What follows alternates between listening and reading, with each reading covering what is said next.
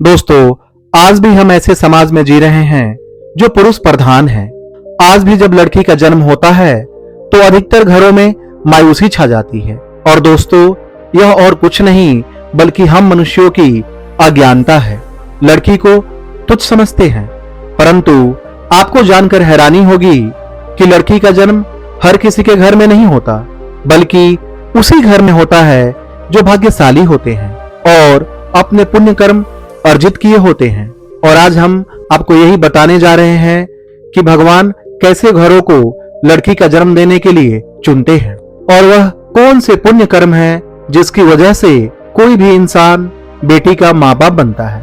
दोस्तों, एक बार भगवान श्री कृष्ण से अर्जुन पूछते हैं, हे माधव, किन कर्मों के कारण किसी के घर पुत्री धन की प्राप्ति होती है, अर्थात कैसे घरों में बेटियों का जन्म होता है। तब भगवान श्री कृष्ण अर्जुन से कहते हैं, हे पार्थ, अगर किसी के घर बेटे भाग्य से होते हैं तो बिटिया सौभाग्य से।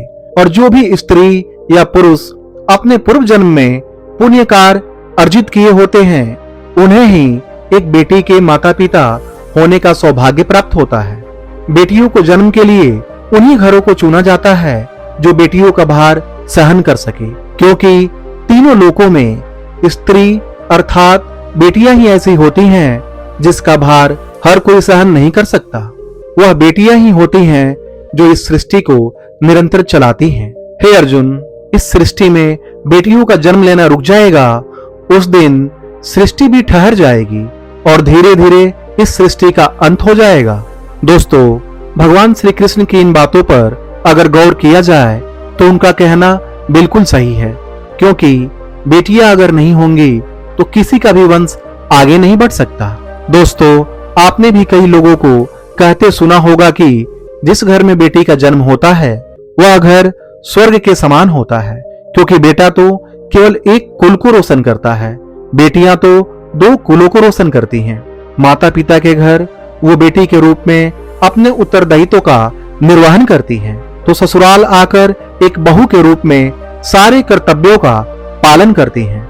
आजकल आप सुनते ही होंगे कि बेटियां बहु परिवार में किसी के मर जाने पर उसका पिंडदान नहीं कर सकती, लेकिन यह बिल्कुल भी सही नहीं है, क्योंकि रामायण में बताया गया है कि प्रभु श्री राम के पिता राजा दशरथ की मृत्यु हो गई तो माता सीता अर्थात राजा दशरथ की बहू ने ही उनका पिंडदान किया था, जिससे उन्हें जन्म मरण के चक्र से मुक्ति मिल गई थी। इतना ही नहीं, हिंदू धर्म शास्त्रों में भी बताया गया है कि बेटियां भी अपने पिता के नाम का पिंडदान कर सकती है। वहीं अगर ससुराल पक्ष में कोई पुरुष नहीं है तो इस स्थिति में बहू भी पिंडदान कर सकती है। इसलिए वे लोग बहुत किस्मत वाले होते हैं जिनके घर में एक बेटी जन्म लेती है। वहीं वे प्रबल किस्मत वाले होते हैं जिनके घर एक से ज्यादा बेटियां होती हैं। शायद यही कारण है कि बेटियों को लक्ष्मी कहा गया है। बहुत से लोगों की सोच यही होती है, बेटी है तो बिना समय गंवाए और इस पर पढ़ाई में पैसे लगाए जल्द से जल्द शादी कर दो। लेकिन यह सोच एक बेटी के भविष्य को बर्बाद कर देती है। जरा सोचिए, एक बच्ची के मन में कितने सपने होते हैं, उसे कुछ करना है, लेकिन यह सपने सिर्फ सपने ही रह जाते हैं। इसलिए अपनी बेटियों को सपने पूरे करने देना चाहिए। उन्हें जीवन में हर वह खुशी दें जो उन्हें मिलनी चाहिए। एक बेटी से ज्यादा एक बेटी हमेशा अपने माता पिता के लिए सोचती है। माता पिता को प्यार और अपनापन बेटी ही दिखा सकती है। बेटी के जन्म को एक जश्न की तरह मनाना चाहिए। माता पिता को बेटी को हमेशा एहसास दिलाना चाहिए कि कितनी खास है बेटी। बेटियां कभी भी बाप पर बोझ नहीं होती, वह सिर्फ अपनी और अपने परिवार की किस्मत बनाने के लिए जन्म लेती हैं। एक कथा के अनुसार दो मित्र लंबे समय के बाद एक दूसरे से मिले।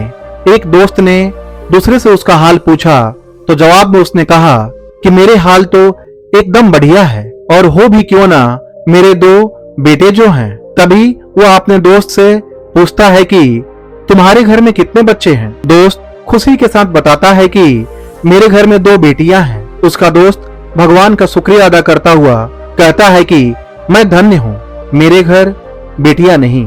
यह सुनकर पिता की आंखों में आंसू आ गए।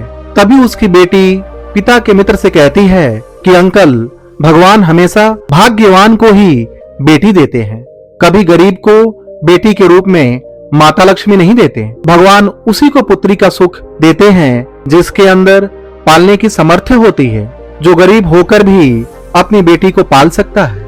एक बार स्वामी विवेकानंद वैष्णो देवी की सीढ़ियां चढ़ रहे थे। बगल में किसान अपनी बेटी को कंधे में बिठाए सीढ़ियां चढ़ रहा था।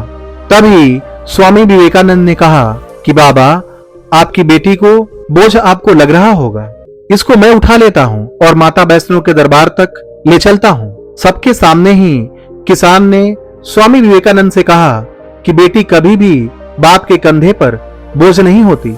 बेटियां अगर बाप के कंधे पर हो तो वह हर बोझ को हल्का कर देती है।